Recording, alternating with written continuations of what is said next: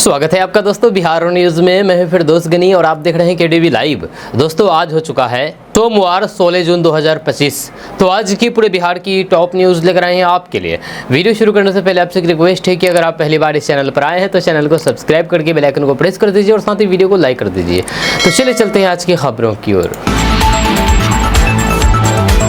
दोस्तों आज बिहार न्यूज़ की शुरुआत सबसे पहले करेंगे कि बिहार में अब की बार किसकी सरकार, यानी कि ओपिनियन पोल में जनता ने जवाब दे दिया है कि इस बार बिहार में किसकी सरकार बनने जा रही है।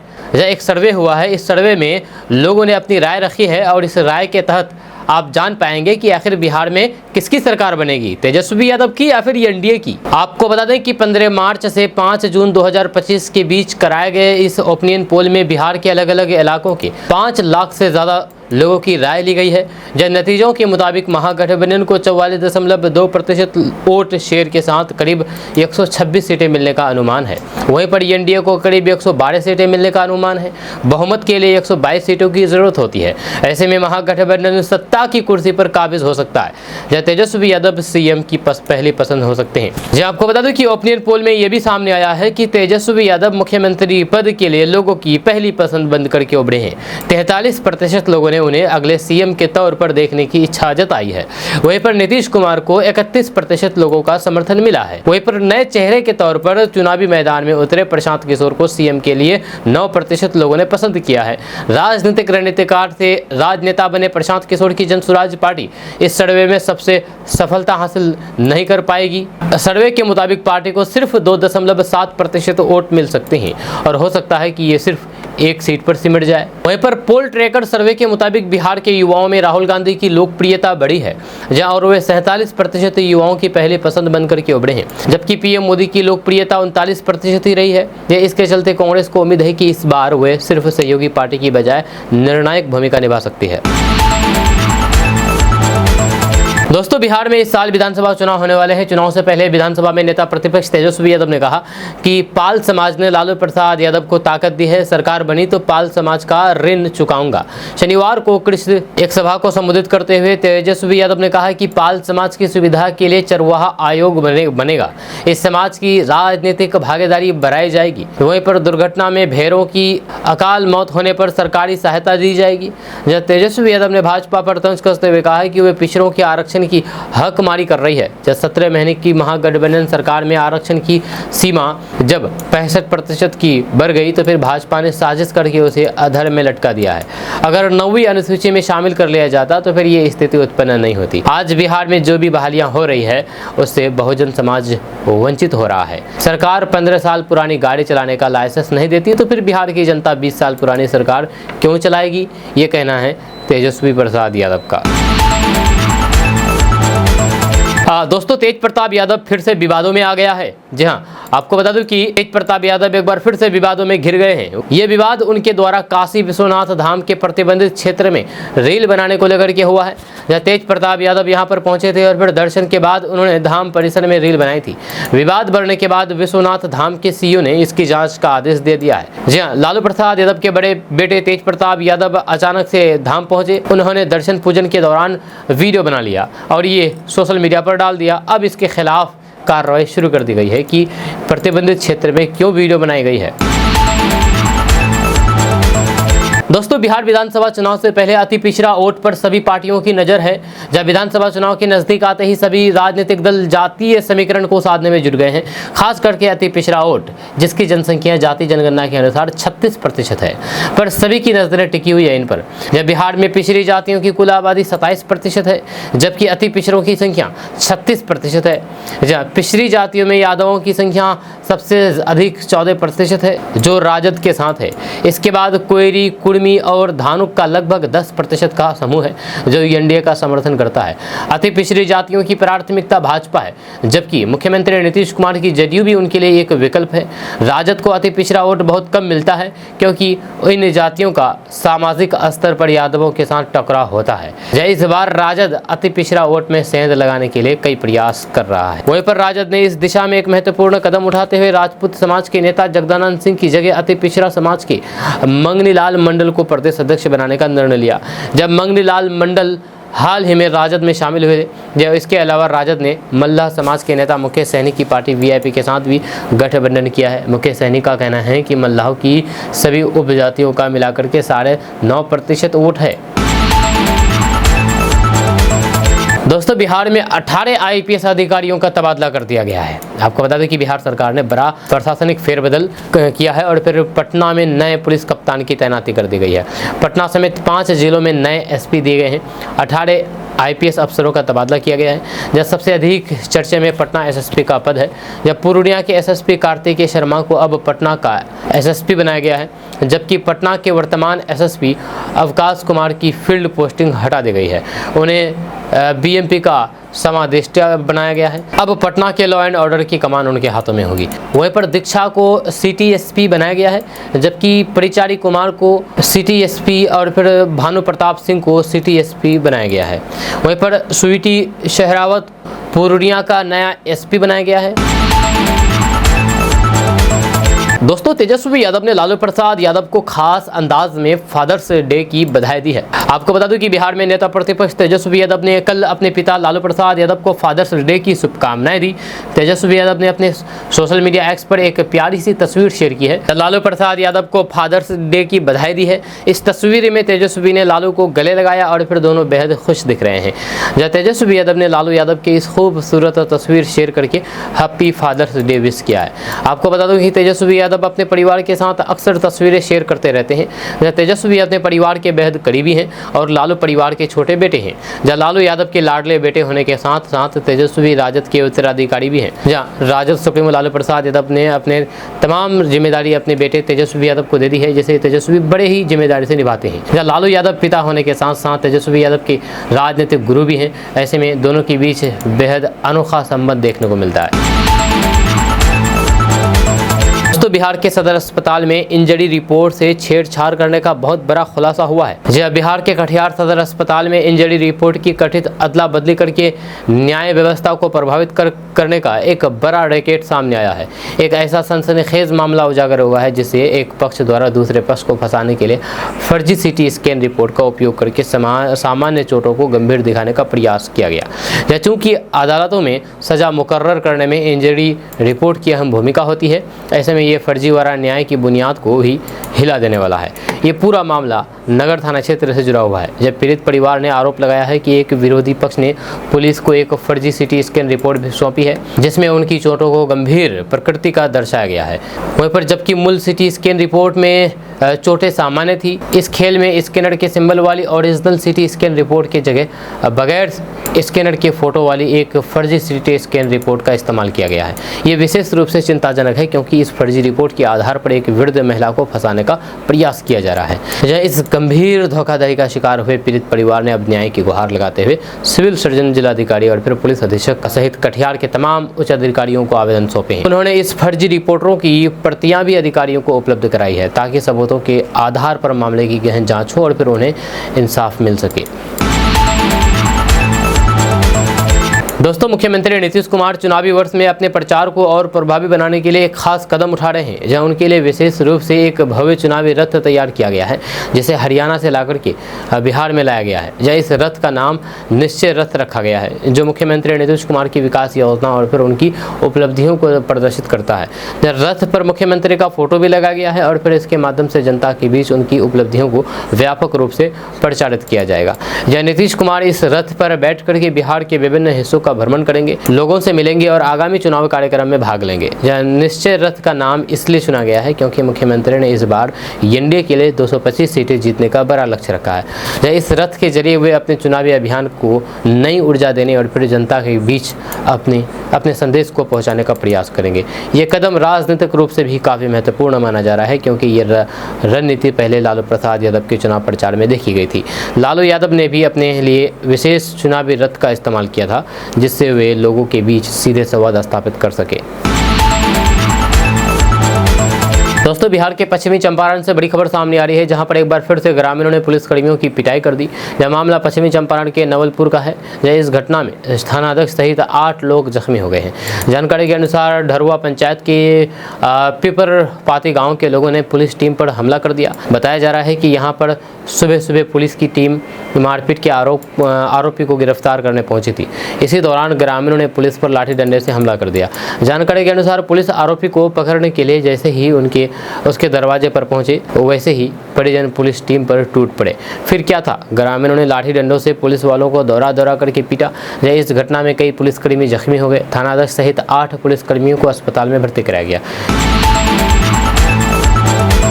दोस्तों, बिहार में बीजेपी का एक सांसद है, उनका बेटा लापता हो गया है। दरअसल बात यह है कि बिहार के मधुबनी से भाजपा सांसद अशोक कुमार यादव के पुत्र विभूति कुमार यादव दरभंगा के लहरियासराय थाना क्षेत्र के बंगाली टोला स्थित आवास से गायब हो गए हैं। इसको लेकर के परिजन के द्वारा लहरियासराय थाना में गुमशुदगी का मामला दर्ज कराया है।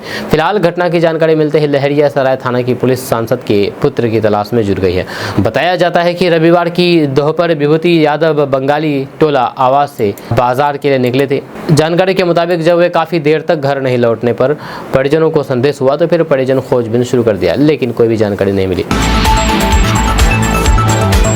दोस्तों, तेजस्वी यादव ने राज्य सरकार से यानी कि बिहार सरकार से 4 सवाल पूछे हैं। आपको बता दूं कि तेजस्वी यादव ने एक बार फिर से अफसरशाही के हावी होने और फिर जनप्रतिनिधियों की उपेक्षा का आरोप लगाया है। एक प्रेस कॉन्फ्रेंस करके उन्होंने कहा है कि इन दिनों गठित हो रहे आयोग बोर्ड में सरकार के प्रिय अफसरों और फिर राजनेताओं के स्वजनों को पद देकर के उपकृत किया जा रहा है। यह नियम कानून और नैतिक मूल्यों को परे करके नियुक्ति मनोनयन का खेल चल रहा है। मुझ पर परिवारवादी होने का आरोप लगाने वाले एनडीए के नेताओं ने आखिर क्यों चुप्पी साध ली है। भ्रष्टाचार और उगाही के साथ ट्रांसफर पोस्टिंग का खेल चरम पर है। वहीं पर तेजस्वी यादव ने कहा है कि विभिन्न आयोगों बोर्डों में एनडीए के घटक दलों के नेताओं के परिजनों रिश्तेदारों को पद मिला है। जब किसी अधिकारी की पत्नी तो किसी के पुत्र को स्थान मिला है। ईमानदारी से जाँच हो जाए तो फिर कई अधिकारियों की पोल पट्टी खुल जाएगी। समय आने पर मैं पर्दाफाश करूंगा। वहीं पर एनडीए के एक घटक दल के उच्च पदस्थ पदाधिकारियों की 2 पुत्रियों को केंद्र सरकार ने एडवोकेट ऑफ रिकॉर्ड का पद मिला है। सरकार की दृष्टि में क्या उनसे योग्य दूसरा वकील नहीं था, ये कहना है तेजस्वी यादव का। दोस्तों, जनसुराज नेता प्रशांत किशोर ने आम लोगों से भावनात्मक अपील करते हुए कहा कि इस बार वोट देने से पहले अपने बच्चों का चेहरा जरूर देखिएगा। जो उन्होंने नीतीश कुमार सरकार पर निशाना साधते हुए कहा है कि वर्तमान में जो 400 रुपये पेंशन दी जा रही है वह भीख से ज़्यादा कुछ नहीं है। प्रशांत किशोर ने वादा किया है कि अगर जनसुराज की सरकार बनती है तो फिर दिसंबर 2025 से 60 वर्ष से ऊपर के हर महिला और फिर पुरुष को 2000 रुपये मासिक पेंशन दी जाएगी। उन्होंने बिहार के युवाओं के पलायन पर भी चिंता जताई है और भरोसा दिलाया है कि इस साल छठ के बाद किसी को रोजगार की तलाश में प्रदेश नहीं जाना पड़ेगा। उन्होंने ये भी कहा है कि जब तक सरकारी स्कूलों की हालात नहीं सुधरती तब तक 15 साल से कम उम्र के बच्चों को निजी स्कूल में पढ़ाने की छूट दी जाएगी और उसकी फीस सरकार भरेगी। इससे गरीब तबके के बच्चे भी अंग्रेजी माध्यम में शिक्षा पा सकेंगे। वहीं पर बीते दिन प्रशांत किशोर मुजफ्फरपुर जिले की औराई ब्लॉक पहुंचे, जहां पर उन्होंने मटिहानी में सभा को संबोधित किया। जब आयोजित सभा में बड़ी संख्या में जनसुराज के नेता और फिर कार्यकर्ता मौजूद रहे। दोस्तों, एक सवाल है जो राजनीतिक गलियारों में, बिहार की राजनीतिक गलियारों में घूम रही है कि क्या इस बार चिराग पासवान अकेले विधानसभा चुनाव लड़ेंगे। आपको बता दें कि उप मुख्यमंत्री विजय कुमार सिन्हा ने लोजपा रामविलास के एनडीए से बाहर जाकर के विधानसभा चुनाव लड़ने की संभावनाओं को खारिज कर दिया है। पत्रकारों के सवाल का जवाब में उप मुख्यमंत्री विजय कुमार सिन्हा ने कहा कि चिराग पासवान एनडीए के बड़े नेता है, विधानसभा चुनाव वे भी साथ लड़ेंगे। उन्होंने कहा कि वे मोदी सरकार में केंद्रीय मंत्री हैं। वहीं मुकेश सहनी के वीआईपी के एनडीए में आने की बात पर कहा कि ये निर्णय शीर्ष नेतृत्व तय करेगा। जी हाँ, उप मुख्यमंत्री विजय कुमार सिन्हा ने कहा है कि विधि व्यवस्था बेहतर होने से निवेशकों का विश्वास बढ़ा है। इसके अलावा बिजली और फिर अन्य आधारभूत संरचना उपलब्ध है। बिहार के बाहर वालों को सरकारी नौकरी नहीं दी जाएगी, ये ऐलान तेजस्वी यादव ने कर दिया है। जी हाँ, तेजस्वी यादव ने कहा है कि अगर बिहार में उनकी सरकार बनी तो डोमिसाइल नीति को 100% लागू कर दिया जाएगा। बिहार में सरकारी नौकरियों पर सिर्फ बिहार वासियों का ही हक होगा।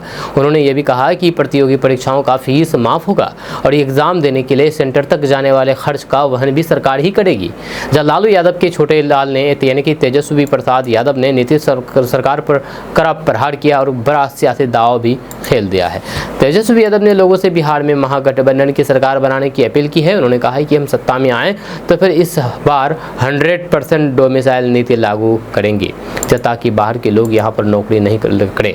जब बिहार के लोगों का बिहार की नौकरी पर पूरा हक बने, जब बहाली निकलेगा तो फिर फॉर्म भरने का फीस भी माफ कर दिया जाएगा। और यही नहीं, परीक्षा केंद्र तक जाने और फिर लौटने का किराया भी सरकार देगी। अभी सेंटर तक पहुंचने में काफी दिक्कत होती है और पेपर लीक हो जाने से उनका समय और पैसा दोनों बर्बाद हो जाता है। ये जिम्मेदारी सरकार की है कि फिर एग्जाम कराएं, लेकिन इस सरकार के पास युवाओं के लिए कोई सोच ही नहीं है। इसलिए एक बार साथ दीजिए, हम सब लोग मिलकर के नया बिहार बनाएंगे। दोस्तों, बिहार में इमरजेंसी इलाज के लिए नए नियम लागू हो गए हैं। अब 1 मिनट में ही इमरजेंसी के तहत इलाज होगा। आपको बता दूं कि बिहार सरकार ने इमरजेंसी मरीजों के इलाज में लापरवाही को रोकने और फिर उन्हें समय पर बेहतर इलाज उपलब्ध कराने के लिए सख्त कदम उठाए हैं। स्वास्थ्य विभाग ने बिहार के सभी मेडिकल कॉलेज और फिर जिला अस्पतालों को नए मानक के तहत निर्देश जारी किए गए हैं। अपर मुख्य सचिव प्रत्यय अमृत ने वीडियो कॉन्फ्रेंसिंग के जरिए अस्पताल प्रबंधक को निर्देश दिया है कि गंभीर मरीजों के इलाज में 1 मिनट की भी देरी नहीं होनी चाहिए। यह कदम हाल ही में PMCH और मुजफ्फरपुर के SKMCH में मामले सामने आने के बाद उठाया गया है, जहां पर इलाज में हुई लापरवाही के आरोप के बाद जांच और फिर कार्रवाई हुई थी। नई व्यवस्था के तहत अब इमरजेंसी मामलों के लिए प्रत्येक अस्पताल में कोर टीम गठित की जाएगी। इस टीम में एक casualty medical officer, 4 nurse, 1 pharmacist, 1 lab technician, 1 x-ray technician और फिर 2 ड्रेसर सहित सहयोगी कर्मी 24 घंटे तीनों शिफ्टों में तैनात रहेंगे। इलाज में सामूहिक जिम्मेदारी तय की जाएगी। नीतीश बेवफा है। सोनम की तरह बिहार के मुख्यमंत्री की बेवफाई की चर्चे होने लगे हैं। जहाँ 10 रुपये के नोट पर ये आ गया है। दरअसल बात यह है कि बिहार के मुख्यमंत्री नीतीश कुमार साल 2005 से ही बिहार के CM की कुर्सी पर काबिज है। एक छोटी सी अवधि को छोड़ करके, चाहे वो NDA सरकार हो या फिर महागठबंधन सरकार, हमेशा नीतीश कुमार ही मुख्यमंत्री बने हुए हैं। ऐसे में एक बार फिर से नीतीश कुमार के चर्चे हैं और फिर इस बार उनकी तुलना सोनम की बेवफाई से की गई है। दरअसल RJD की ओर से सोशल मीडिया पर एक पोस्ट शेयर किया गया है। इसमें 10 रुपये का एक नोट है जिस पर लिखा है, बिहार के लिए नीतीश चच्चा भी बेवफा है। वहीं पर पोस्ट में कैप्शन है, सोनम नहीं, बिहारी युवाओं के लिए नीतीश चच्चा बेवफा है। राजद का ये कटाक्ष ऐसे समय में आया है जब मध्य प्रदेश के रहने वाली सोनम ने हनीमून जाकर के अपने पति की जान ले ली थी। अब उसी सोनम से नीतीश कुमार की तुलना करते हुए बिहार के उन्हें बेवफा करार देकर के राजद ने तंज कसा है। आपको बता दें कि दरअसल साल 2016 में देश में जब नोटबंदी हुआ था, तब 10 रुपये के नोट पर सोनम गुप्ता बेवफा है लिख करके सोशल मीडिया पर उसे वायरल किया गया था और खूब वायरल हुआ था। दोस्तों, बिहार के सभी सरकारी स्कूलों में छात्र छात्राओं की अब बायोमेट्रिक हाजिरी लगेगी। जहाँ बिहार के तमाम सरकारी स्कूलों में छात्र छात्राओं की अब बायोमेट्रिक हाजिरी लगेगी। जहाँ शिक्षकों की पहले से ही बायोमेट्रिक हाजिरी लग रही है। जहाँ अब बिहार के सभी 538 प्रखंडों में छात्र छात्राओं के लिए आवासीय कैरियर सेंटर खुलेंगे। इनमें सरकारी स्कूलों के शिक्षक छात्रों को प्रतियोगी परीक्षाओं के लिए तैयार करेंगे। जो सृजनात्मक लेखन कौशल विकसित करने के लिए सरकारी विद्यालयों में 1ली से 5वीं, 6ठी से 8वीं एवं 9वीं से 11वीं कक्षा के छात्र छात्राओं के लिए मासिक पत्रिका का प्रकाशन होगा। जहाँ अपर मुख्य सचिव डॉक्टर एस सिद्धार्थ ने कहा है कि बिहार में ऐसा कोई भी सरकारी विद्यालय नहीं होगा जहाँ पर उसमें पढ़ाए जाने वाले हर विषय और फिर भाषा के शिक्षक नहीं होंगे। अगर किसी विद्यालय में किसी विषय के शिक्षक नहीं होंगे तो फिर वहाँ उस विषय को पढ़ाने के लिए पड़ोस के विद्यालय के शिक्षक जाएंगे। या अगर सरकारी शिक्षक कोचिंग में पढ़ाते दिखे तो उन पर कार्रवाई होगी। यानी कि सरकारी शिक्षक कोचिंग में बिल्कुल भी नहीं पढ़ा सकते हैं। उन्होंने कहा है कि 1ली से 5वीं, 6ठी से 8वीं एवं 9वीं से 12वीं कक्षा के छात्र छात्राओं के लिए प्रकाशित की जाने वाली मासिक पत्रिका नियमित रूप से हर माह प्रत्येक विद्यालय की लाइब्रेरी में रहेंगे। उसे छात्र छात्राओं को तो पढ़ेंगे ही, साथ ही साथ शिक्षक भी उसे पढ़ करके छात्र छात्राओं को प्रेरित करेंगे। दोस्तों, बिहार में गर्म और आर्द्र दिन से लोगों को राहत मिलने के आसार हैं। भारत मौसम विज्ञान केंद्र से मिल रही जानकारी के अनुसार बिहार में अगले 4 से 5 दिनों के दौरान दक्षिण पश्चिमी मानसून के आगमन को लेकर के अनुकूल परिस्थिति बनी हुई है। ऐसे में संभावना जताई जा रही है कि 18 से 20 जून के दौरान मानसून बिहार में प्रवेश हो सकता है। ऐसे में मानसून के आगमन के वातावरण में बढ़ी हुई नमी, निम्न स्तर पर पूर्वी और फिर पश्चिमी हवाओं का मिश्रण तथा तापमान की उच्च स्तर के कारण तीव्र मेघ गर्जन, वज्रपात एवं तेज आंधी तूफान की संभावना प्रबल होने के संभावना है। अगले 2 दिनों के दौरान उत्तर बिहार के अधिकांश भागों में आंधी पानी को लेकर के ऑरेंज अलर्ट जारी किया गया है, जबकि पटना समेत आसपास के इलाकों में आंशिक रूप से बादल छाए रहने के साथ साथ कुछ स्थानों पर मेघ गर्जन वज्रपात के आसार जताए गए हैं। वहीं पर दक्षिणी भागों के भोजपुर, बक्सर, रोहतास, औरंगाबाद एवं भभुआ में गर्म और फिर आर्द्र दिन रहने की प्रबल संभावना है। वहीं पर 17 से 20 जून के दौरान पटना सहित अधिकांश भागों में वर्षा, वज्रपात और फिर मेघ गर्जन की चेतावनी जारी की गई है। जनसुराज पार्टी सभी 243 विधानसभा सीटों पर चुनाव लड़ेगी। जी हां, आपको बता दें कि जनसुराज पार्टी के संस्थापक प्रशांत किशोर ने मुजफ्फरपुर में कहा कि उनकी पार्टी बिहार की सभी 243 सीटों पर चुनाव लड़ेगी। इसमें से 90% ऐसे उम्मीदवार होंगे जिन्होंने कभी चुनाव नहीं लड़ा। आपको बता दूं कि उन्होंने राहुल गांधी को चुनौती देते हुए कहा कि अगर कांग्रेस में दम है तो वे बिहार में अकेले चुनाव लड़ करके दिखाएं।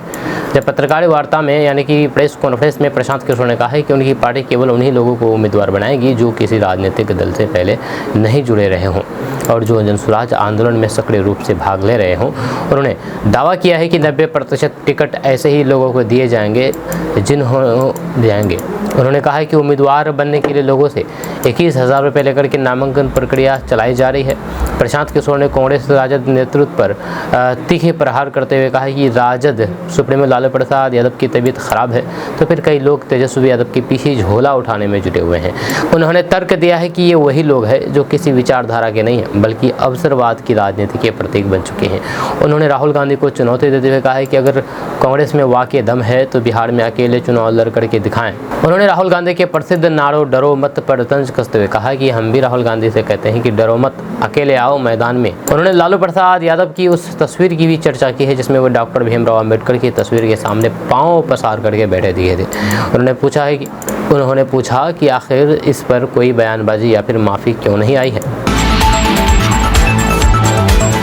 दोस्तों, बाबा साहेब अंबेडकर के अपमान पर लालू प्रसाद यादव को नोटिस दिया गया है। 15 दिन के अंदर जवाब मांगा गया है। आपको बता दूं कि बाबा साहेब भीमराव अंबेडकर के अपमान के आरोप में के मामले में बिहार राज्य अनुसूचित जाति जनजाति आयोग ने संज्ञान लिया है। राज्य अनुसूचित जाति आयोग ने आरजेडी सुप्रीमो लालू प्रसाद यादव को नोटिस भेजा है। 15 दिनों के अंदर जवाब मांगा है। पूछा गया है कि क्यों नहीं आप पर अनुसूचित जाति जनजाति अत्याचार अधिनियम के तहत मुकदमा दर्ज किया जाए। वहीं पर आयोग की ओर से जारी पत्र में कई अशुद्धियां भी है। जहाँ लालू को भेजे गए नोटिस में लिखा गया है कि आपने जन्मदिन के अवसर पर संविधान निर्माता बाबा साहेब अंबेडकर की फोटो का अपमान किया है, जो सोशल मीडिया पर लगातार देखा जा रहा है। ज्ञात हो कि अंबेडकर के अपमान से किसी एक वर्ग का नहीं बल्कि पूरे देश के सम्मान को ठेस पहुंची है। 15 दिन के अंदर स्पष्टीकरण दें और बताएं कि क्यों नहीं आप पर अनुसूचित जाति जनजाति अत्याचार अधिनियम के तहत मुकदमा दर्ज किया जाए। दरअसल बात यह है कि 11 जून को आरजेडी प्रमुख लालू प्रसाद यादव ने अपना 78वां जन्म दिवस मनाया था। जहाँ 14 जून को एक वीडियो सामने आया था जो कि चुनावी वर्ष में उनकी मुश्किलें बढ़ा सकता है। जहाँ सोशल मीडिया में वायरल वीडियो में देखा जा रहा है कि लालू प्रसाद यादव कुर्सी पर बैठे हैं, वे अपने पैरों को दूसरी कुर्सी पर रखे हुए हैं। इस बीच एक समर्थक अंबेडकर की तस्वीर हाथ में लेकर के आता है और लालू के साथ फोटो खिंचवाने लगता है।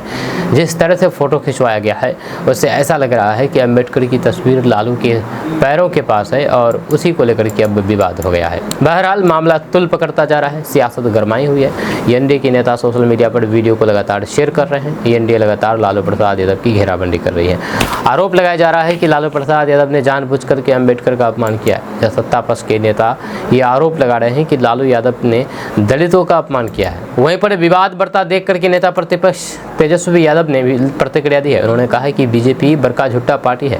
बीजेपी को अंबेडकर या फिर संविधान से कोई मतलब नहीं है। लालू प्रसाद ने पूरे बिहार में अंबेडकर की कई मूर्तियां लगवाई है। हम लोग अंबेडकर की विचारधारा को मानने वाले लोग हैं। दोस्तों, बिहार के उप मुख्यमंत्री सम्राट चौधरी ने कांग्रेस और राजद पर जमकर के हमला बोला। उन्होंने 1950 का जिक्र करते हुए कहा है कि जब बाबा साहेब संविधान का निर्माण कर रहे थे तब कांग्रेस ने आरक्षण का विरोध किया और पंडित नेहरू ने पत्र लिखकर के आरक्षण न देने की बात कही थी। वहीं पर उप मुख्यमंत्री ने कहा है कि 1974 में जब सामाजिक क्रांति आई तभी देश को असली आज़ादी मिली। वहीं पर सम्राट चौधरी ने राजद पर आरोप लगाते हुए कहा है कि पिछले 2 दिनों से सोशल मीडिया पर बाबा साहेब का अपमान करने वाली एक तस्वीर वायरल हो रही है, लेकिन राजद की ओर से अब तक कोई भी माफ़ी नहीं मांगी गई है। उन्होंने कहा है कि एक तरफ लालू प्रसाद यादव बाबा साहेब का अपमान करते हैं तो तेजस्वी यादव घमंड में हैं।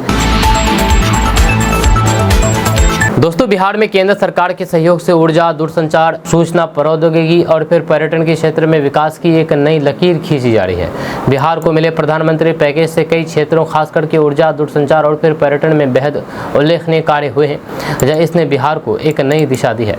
जहाँ ऊर्जा मंत्रालय के तहत राज्य में यानी कि बिहार में 2 प्रमुख योजनाएं पूरी की गई है। दीनदयाल उपाध्याय ग्राम विद्युत योजना के तहत ग्रामीण विद्युतीकरण का कार्य 5856 करोड़ रुपए की लागत से पूरा हुआ है। दोस्तों, आरजेडी ने आगामी चुनाव की तैयारी को देखते हुए संगठनात्मक ढांचे में बड़ा बदलाव करते हुए मंगनी लाल मंडल को प्रदेश अध्यक्ष बनाया है। जहां राजद कार्यालय में आयोजित प्रेस कॉन्फ्रेंस में प्रदेश निर्वाचन पदाधिकारी डॉक्टर तनवीर हसन ने यह घोषणा की है। इस अवसर पर पार्टी के कई वरिष्ठ नेता, कार्यकर्ता और फिर मंगनी लाल मंडल स्वयं मौजूद थे। डॉक्टर तनवीर हसन ने बताया है कि 2023 से 2028 की संगठनात्मक चुनाव प्रक्रिया के तहत 14 जून को अध्यक्ष पद के लिए नामांकन की आखिरी तारीख थी। मंगनी लाल मंडल ने अपने 10 प्रस्ताव के साथ नामांकन दाखिल किया था, जिसकी सभी औपचारिकताएं वैध पाई गई। क्योंकि कोई भी अन्य उम्मीदवार सामने नहीं आया, इसलिए उन्हें निर्विरोध अध्यक्ष घोषित कर दिया गया। आपको बता दूं कि 19 जून को पटना के ज्ञान भवन में राज्य परिषद की बैठक आयोजित की जाएगी, जहां पर नवनियुक्त अध्यक्ष मंगनी लाल मंडल को औपचारिक रूप से सम्मानित किया जाएगा। वहीं पर मंगनी लाल मंडल ने प्रेस कॉन्फ्रेंस में कहा है कि मुझे अध्यक्ष चुने जाने पर मैं पार्टी के संगठन और नेताओं का आभार व्यक्त करता हूँ, विशेष रूप से राष्ट्रीय अध्यक्ष लालू प्रसाद यादव और नेता प्रतिपक्ष तेजस्वी यादव का। 2025 के चुनाव में तेजस्वी यादव को मुख्यमंत्री बनाना हमारी सबसे बड़ी प्राथमिकता और चुनौती है। उन्होंने वर्तमान राज्य सरकार पर हमला बोलते हुए कहा कि बिहार में FIR दर्ज करने के लिए भी 10,000 रुपये देने पड़ते हैं। हत्या, डकैती और फिर लड़कियों के साथ गलत काम आम हो गया है। सालों में पढ़ाई ठप है, स्कूलों में पढ़ाई ठप है और फिर दाखिल खारिज के लिए रिश्वत लेनी पड़ती है। ये सुशासन नहीं, दुशासन है। जनता बदलाव चाहती है और अब तेजस्वी यादव को बिहार का मुख्यमंत्री देखना चाहती है। मंगनी लाल मंडल ने कहा कि जिनके पास सबसे कम विधायक है वो मुख्यमंत्री बने बैठे हैं, जबकि असली जनमत महागठबंधन के साथ है। दोस्तों, अपने देसी, गंवई और सादगीपूर्ण अंदाज के लिए जाने जाने वाले लालू प्रसाद यादव इन दिनों भीषण गर्मी में अपने नाती नातिन के साथ खास किस्म का आनंद ले रहे हैं। साथ ही साथ अपने परिवार की तीसरी पीढ़ी को बिहार के पारंपरिक खान पान और फिर सेवा भाव की भावनाओं से ही जोड़ते दिख रहे हैं। लालू प्रसाद यादव का गर्मी के इन दिनों में परिवार के साथ सुख में जीवन बिताने का वीडियो उनकी बेटी रोहिणी आचार्य ने पोस्ट किया है। इसमें लालू प्रसाद यादव अपने नाती नातिन को बिहार का प्रसिद्ध सुपरफूड सत्तू खिलाते नजर आ रहे हैं। जहाँ अपने पिता लालू प्रसाद यादव को किडनी डोनेट करने वाली रोहिणी आचार्य ने इसे लेकर के सोशल मीडिया पर एक पोस्ट किया है। उसमें वो लिखती हैं कि ना आइसक्रीम, ना कैंडी, ना चॉकलेट, ना ट्रॉफी, ना मिठाई, नाना जी का सत्तू ही सबसे ज़्यादा पसंद है बाल मंडली को भाई। इस वीडियो में लालू प्रसाद यादव बच्चों को अपने हाथों में सत्तू दे रहे हैं। वहीं पर एक अन्य वीडियो में लालू प्रसाद यादव बिस्तर पर लेटे हुए हैं और उनके नाती नातिन पर पैर दबा रहे हैं। दोस्तों, बिहार के सबसे चर्चित और प्रेरणादायक गुरु खान सर ने मोतिहारी में छात्रों को नशे से दूर रखने की प्रेरणा दी है और उन्हें अपने जीवन में सफलता प्राप्त करने के लिए मोटिवेट किया है। खान सर मोतिहारी के ऐतिहासिक महात्मा गांधी ऑडिटोरियम में एक भव्य कार्यक्रम में पहुंचे, जहां उनका जोरदार स्वागत किया गया। मोतिहारी का ये कार्यक्रम ऐतिहासिक था क्योंकि इस कार्यक्रम में हजारों की संख्या में युवा और छात्र छात्राएं पहुंचे थे। वहीं पर खान सर ने मंच से अपनी प्रेरणादायक बातें शेयर की है और युवा पीढ़ी से नशे से दूर रहने की अपील की है। खान सर ने कहा है कि इंसान से बड़ा कोई भी नशा नहीं हो सकता। हमारे पड़ोसी देश पाकिस्तान और चीन से अफीम भारत में आ रही है। आप लोग नशे का इंटरनेशनल शिकार बन रहे हो। अगर आप एक बार नशे के आदी हो गए तो फिर उससे बाहर निकलना बहुत मुश्किल हो जाता है। इसके बाद उन्होंने युवाओं को पढ़ाई में फोकस करने की सलाह दी है और कहा है कि आप सिर्फ नौकरी के भरोसे ना रहें बल्कि अपने बिजनेस और स्किल पर भी ध्यान दें। वहीं पर खान सर ने बिहार की शिक्षा व्यवस्था पर भी सवाल उठाए हैं और कहा है कि शिक्षकों का भी एक यूनिवर्सिटी होना चाहिए ताकि उनका ज्ञान बढ़े और फिर वे बच्चों को बेहतर शिक्षा दे सके। उन्होंने ये भी कहा है कि जिस दिन शिक्षकों का टेस्ट होगा तब से बच्चे उच्च गुणवत्ता की शिक्षा प्राप्त करेंगे। इसके अलावा खान सर ने यह भी कहा है कि आपको कभी भी ये नहीं सोचना चाहिए कि आप पढ़ाई में कमज़ोर हैं। अगर आप सही तरीके से पढ़ाई करेंगे तो फिर सफलता आपके कदम चूमेगी। उन्होंने बच्चों को मोबाइल से दूरी बनाने की सलाह भी दी है और कहा है कि अभिभावक ये तय करें कि बच्चे मोबाइल से कैसे पढ़ाई करें। दोस्तों, छठ पर्व के बाद बिहार की सूरत बदल जाएगी। जी हाँ, ये कहना मेरा नहीं है बल्कि ये कहना है प्रशांत किशोर का। जनसुराज के संस्थापक प्रशांत किशोर ने दरभंगा की मणिगाछी में एक बड़ी रैली को संबोधित करते हुए दो बड़ी घोषणाएं करते हुए कहा कि इस साल 60 के बाद आगामी विधानसभा चुनाव में अपने बच्चों की खातिर जनसुराज की सरकार बनाएं। छठ के बाद जनता राज बनेगा तो फिर कार्तिक महीने से सरकार बनते ही सबसे पहले महिलाओं और फिर पुरुषों को मिलने वाले 400 रुपये की वृद्ध पेंशन में वृद्धि करते हुए दिसंबर से सभी 60 वर्ष से ऊपर की महिलाओं को 20,000 रुपये मिलने लगेंगे। वहीं पर दूसरी बड़ी घोषणा करते हुए उन्होंने कहा है कि सरकार बनने के 1 साल के अंदर बिहार के युवाओं को कम से कम 10,000 रुपये प्रति माह कमाने के लिए रोजगार की व्यवस्था कर देंगे, जिससे बिहार के युवाओं को गुजरात अन्य प्रदेशों में नहीं जाना पड़ेगा। आगे सभा को संबोधित करते हुए प्रशांत किशोर ने कहा है कि इस विधानसभा के चुनाव में जब वोट देने जाना है, संकल्प पकड़ के अपने बेटे प्रशांत किशोर की बात माने तो किसी नेता और फिर किसी पार्टी के लिए नहीं, जात पात और फिर ना ही हिंदू मुसलमान के लिए, नीतीश नरेंद्र मोदी प्रशांत किशोर के लिए नहीं बल्कि आप अपने बच्चों के लिए वोट दीजिए। उन्होंने ये भी कहा है कि शिक्षा रोजगार के लिए वोट दीजिए। सभा को संबोधित करते हुए प्रशांत किशोर ने कहा है कि छठ के बाद आपको और फिर जनता का राज बनेगा तो फिर आपका इसका पहला संकल्प है कि बिहार के अस्पताल की हालात जब सुधरे तब सुधरे, स्कूलों की हालात कैसी भी रहे जब बने तब बने, लेकिन साल भर के अंदर जिनका भी बच्चा है मजदूरी करने बाहर गया है, जो युवा पीढ़ी लिख कर के बेरोज़गार बैठे हैं, पढ़ लिख कर के बेरोज़गार बैठे हैं, उन्हें सरकारी नौकरी मिले ना मिले, लेकिन साल भर के अंदर सभी के लिए 10 से 15,000 रुपये रोज़गार की व्यवस्था यहीं बिहार में रह करके कर दिया जाएगा। बिहार के दरभंगा जिले के लोगों के लिए बड़ी खबर सामने आई है। दरअसल अब बेंगलुरु जाने के लिए दरभंगा से टिकट ले सकते हैं। आज से दरभंगा और बेंगलुरु हवाई मार्ग पर उड़ान की सेवा शुरू हो गई है। पिछले दिनों दरभंगा और फिर बेंगलुरु के 29 मई से उड़ान सेवा बंद किए जाने के बाद स्पाइस जेट कंपनी ने 11 जून के लिए टिकटों की बुकिंग शुरू कर दी है, लेकिन इसे बढ़ाया गया और फिर शनिवार के लिए टिकटों की बुकिंग शुरू की है। इसके बाद 18 और फिर 19 जून के लिए टिकटों की बुकिंग जारी है। दोस्तों, बिहार में बाढ़ की आहट के बीच सरकार गंभीर है। एसीएस प्रत्यय अमृत ने इन 16 जिलों के अधिकारियों को अलर्ट जारी कर दिया है। आपको बता दूं कि बिहार के जिलों में 16 या फिर 17 जून से मानसून की एंट्री होने की संभावना जताई गई है। कई ऐसे जिले हैं जो कि बाढ़ प्रभावित हो जाते हैं, जब सैकड़ों लोग बाढ़ की विभीषिका झेलने के लिए मजबूर हो जाते हैं, उन्हें अपना घर तक छोड़ना पड़ जाता है। ऐसे में इस बार सरकार बाढ़ की आहट के बीच पहले से ही सतर्क दिख रही है। दरअसल कुछ दिनों पहले मुख्यमंत्री नीतीश कुमार ने अधिकारियों के साथ समीक्षा बैठक की थी और इस समस्या से निपटने के लिए आदेश भी जारी किए थे।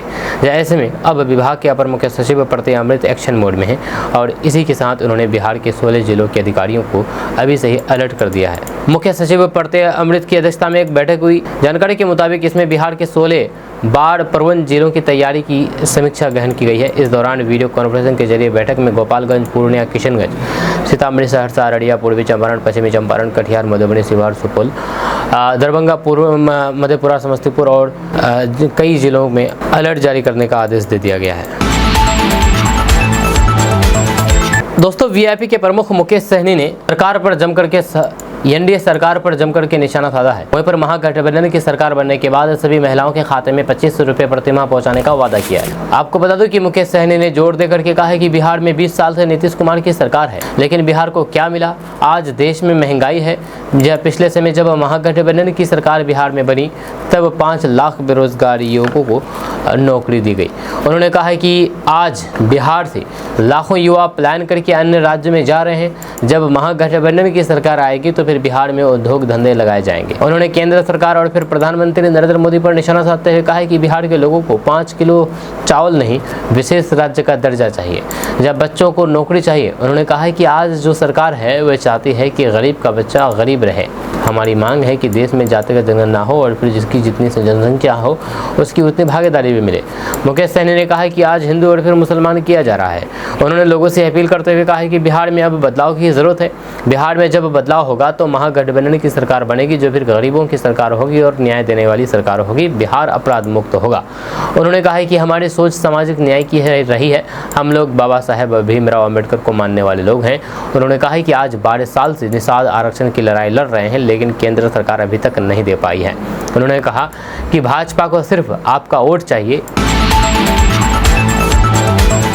दोस्तों, बिहार के लिए साल 2025 चुनावी साल है। ऐसे में बिहार और केंद्र सरकार की ओर से बिहार के अलग अलग जिलों में सड़क, 4 लेन और एक्सप्रेसवे का निर्माण किया जा रहा है। इस बीच वाराणसी टू कोलकाता एक्सप्रेसवे के निर्माण के लिए अपनी जमीन देने वाले रैयतों को निर्देश जारी किया है। Varanasi to Ranchi to Kolkata greenfield expressway के निर्माण को लेकर अधिग्रहित भूमि पर निर्माण कार्य और फिर उसके साथ ही मुआवजा भुगतान की प्रक्रिया भी तेज हो गई है।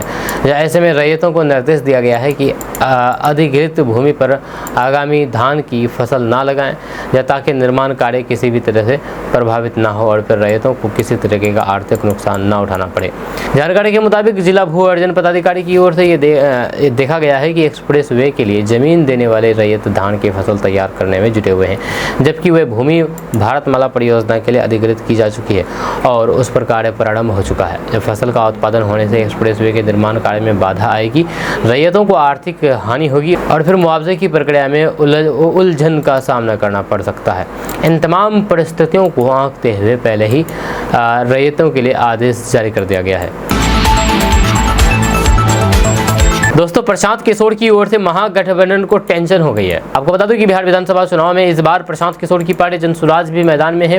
पीके नीतीश कुमार पर निशाना साध रहे हैं, लेकिन वे महागठबंधन और तेजस्वी यादव पर उससे भी तीखे हमले करते हैं। प्रशांत किशोर ने अब तक अपने सारे पत्ते नहीं खोले हैं, लेकिन उनकी मौजूदगी को राजनीतिक दल भी नकार नहीं रहे हैं। सबसे बड़ा सवाल यह है कि बिहार चुनाव में पीके की पार्टी की क्या भूमिका होगी। क्या वे महागठबंधन को नुकसान पहुंचाएंगे या फिर एनडीए का खेल बिगाड़ेंगे। आपको बता दें कि प्रशांत किशोर यानी कि पीके साफ कह चुके हैं कि बिहार में अगले विधानसभा चुनाव में वे एनडीए के साथ सीधे टकराव की भूमिका में हैं। उन्होंने अपनी पार्टी जनसुराज में किसी भी गठबंधन में जाने की संभावनाओं से इनकार कर दिया है। एक ही समय में वे नीतीश कुमार और सहयोगी भाजपा पर बेरोजगारी, अर्थव्यवस्था और भ्रष्टाचार जैसे मुद्दे पर तीखा सवाल उठाए हैं। वहीं पर दूसरी ओर महागठबंधन और खास तौर पर लालू प्रसाद यादव की पार्टी पर हमले का कोई भी मौका नहीं छोड़ रहे हैं। ऐसे में सवाल उठ रहे हैं कि पीके किसका खेल बिगाड़ सकते हैं। उन्होंने मुस्लिमों, युवा और फिर महिला उम्मीदवारों को तरजीह देने की बात कही है। जब बिहार में महिलाएं पारंपरिक तौर पर जेडीयू के साथ रही है, तेजस्वी यादव भी अपने MY मुसलमान यादव वोट बैंक के साथ महिलाओं और फिर युवाओं को जोड़ने की बात कर रहे हैं। ऐसे में प्रशांत किशोर सीटवार उम्मीदवार किसे बनाते हैं, इससे तस्वीर काफ़ी स्पष्ट होगी।